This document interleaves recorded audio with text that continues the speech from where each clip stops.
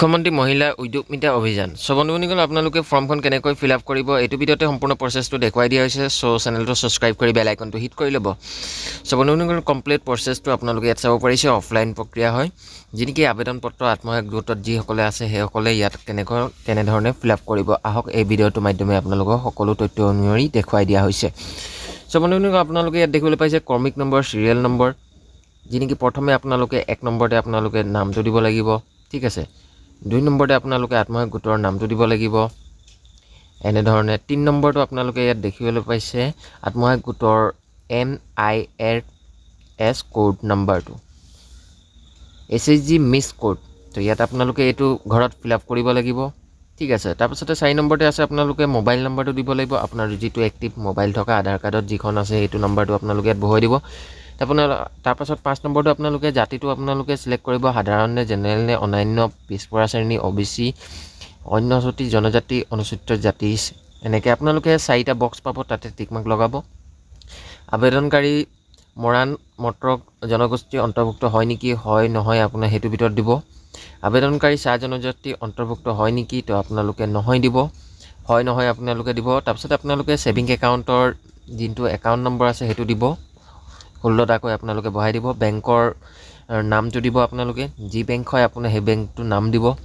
10 number শাখাৰ branch name, ব্ৰাঞ্চটো ক'ত আছে আপোনালোকে সেইটো দিব, ইয়াত লিখিব, ঠিক আছে বক্সটোত। তাৰপিছতে IFSC কোড যোনটো বেংকত দিয়া আছে সেইটো দিব। তাৰপিছতে গাঁওখনৰ নামটো দিব। তাৰপিছত নেক্সট পেজ আহি যাব। ইয়াত আপোনালোকে এপ্লিকেণ্টৰ ডিটেইল দিব লাগিব, যিজনে এপ্লাই কৰিছে। তাৰপিছতে হাজবেণ্ড আছে, হাজবেণ্ডৰ নাম দিব। তাৰপিছতে বয়সটো ভৰাই দিব। তাৰপাছতে গোটৰ নামটো দিব। তাৰপিছতে মিছ কোডটো দিব, ঠিক আছে। তাৰপিছতে আপোনালোকে এইখিনি কৰাৰ পাছত আপোনালোকে ইয়াত চিম্পলি এপ্লিকেণ্টৰ চাইনটো ইয়াত কৰোৱাই দিব, ঠিক আছে। ইয়াত সকলোখিনি আপোনালোকে ইংলিছত লিখা থাকিব, সেইধৰণে আপোনালোকে লিখিব। তাৰপিছত আকৌ আহিব পাৰ্ট নম্বৰ 2। এইখিনিত আকৌ আপোনালোকে তেনেকেই নামটো ভৰাব, এপ্লিকেণ্টৰ নাম, টুগেডাৰ, হাজবেণ্ডৰ নাম, তাৰপিছত বয়সটো ভৰাব, তাৰপিছত গোটৰ নামটো ভৰাব। তাৰপাছতে আপোনালোকে ইয়াত MSS কোডটো ভৰাই দিব। আপোনালোকে এই ফৰ্মখন ফিল আপ কৰোঁতে আপোনালোকে অতি সাৱধানে ফিল আপ কৰিব, এখন বহী কাগজত লিখি ল'ব আৰু ধুনীয়াকৈ আপোনালোকে ফিল আপ কৰিব যাতে মিছমেচ নহয়। মিছমেচ হ'লে আপোনালোকে হোৱাইটনাৰো মাৰিব নোৱাৰিব, আপোনাৰ ফৰ্মখন ৰিজেক্ট হ'ব পাৰে।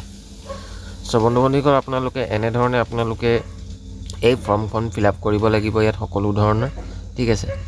ইয়াত আপোনালোকে দেখিবলৈ পাইছে এইখিনি এনেধৰণেই ফিল আপ কৰিব লাগিব। তাৰপাছত আপোনালোকক নেক্সট প্ৰচেছটো মই দেখুৱাই আছোঁ।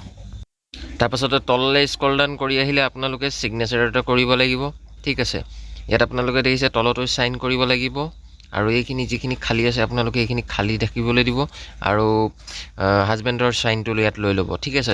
3 নম্বৰতে আপোনালোকে দেখিব পাইছে ডাঙৰকৈ GPS কেমেৰাত যি ফটো গছপুলি ৰোপণ কৰোঁতে এই ফটোকেইটা মৰা হৈছিলে, সেই ফটোকেইটা আপোনালোকে উলিয়াই পিনি আনি পিনি ইয়াত ফটোটো আঠা লগাই পিনি আপোনালোকে চিম্পলি ইয়াত 2টা ফটো যিকেইটা গছৰ পুলি দিছিলে সেই ফটোকেইটা আপোনালোকে ইয়াত লগাই দিব, ঠিক আছে। তাৰপিছতে আপোনালোকক আৰু এখন ফৰ্ম দিয়া হ'ব, সেই ফৰ্মখনত আপোনালোকে কি কাৰণে পইচাটো লোৱা হৈছে সেইটো বিষয় লৈ দিব লাগিব, ঠিক আছে। থেংক ইউ ফৰ ৱাচিং ভিডিঅ'ছ।